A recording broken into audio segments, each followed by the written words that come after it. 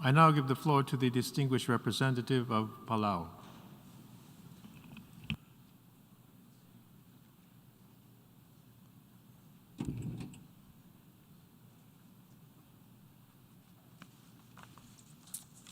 Mr. President, Excellencies, colleagues, our small country of Palau in the far western Pacific is incredibly proud to be the first nation in the world to have adopted a constitution banning nuclear weapons.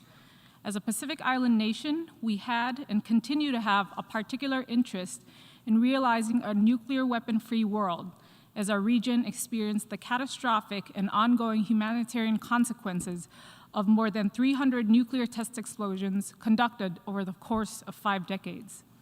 Our bold action inspired and propelled further anti-nuclear movements all throughout the Pacific, including in Fiji, New Zealand, and other South Pacific neighbors through the South Pacific Nuclear Free Zone Treaty, otherwise known as the Rarotonga Treaty.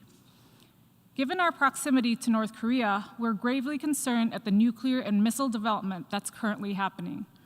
Colleagues, war is rarely, if ever, just, but there's a particular grave injustice in not only robbing this generation of peace and prosperity, but multiple generations who haven't even yet been born, as we've seen with the birth defects of children born to women with radiation exposure in the Marshall Islands.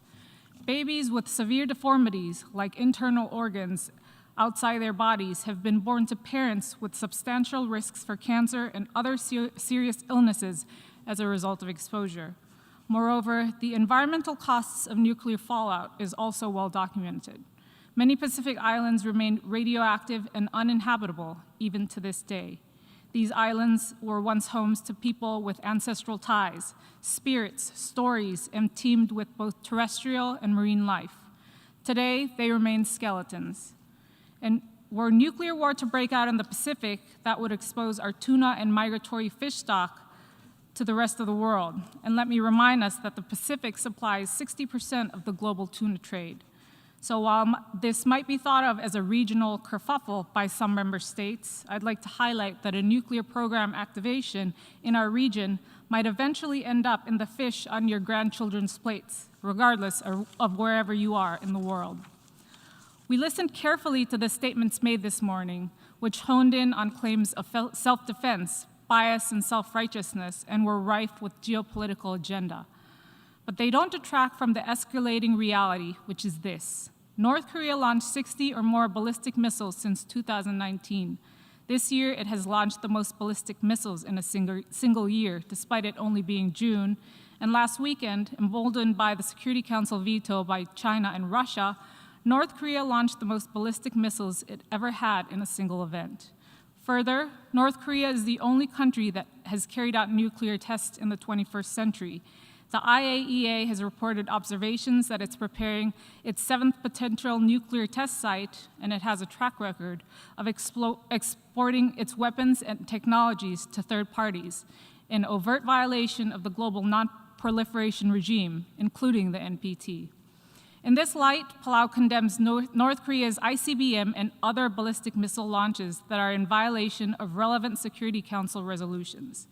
We call on all Security Council members to act responsibly and to join the rest of the UN community in working to reduce the increasing threat posed by North Korea to world peace. We are dismayed that the Security Council failed to act according to its own decision in the previously unanimously adopted Resolution 2397, which states that the Council will further take measures in the event of an ICBM launch by North Korea, and we urge the Council to honor its commitment. We further urge all member states to continue to fully implement existing Security Council resolutions. On a softer note, we also urge North Korea to accept the invitations of many member states to engage in dialogue and diplomacy, including in accepting humanitarian assistance for the COVID outbreak and food shortages currently plaguing their country today. Palau considers the global non-proliferation regime to be a key safeguard in protecting our common humanity. It's an essential aspect of our broader struggle to end violence, to promote harmony and friendship among the peoples of the world, to achieve justice and respect for human rights, and to ensure a clean, safe, and healthy environment for all of us, our children, and our future generations.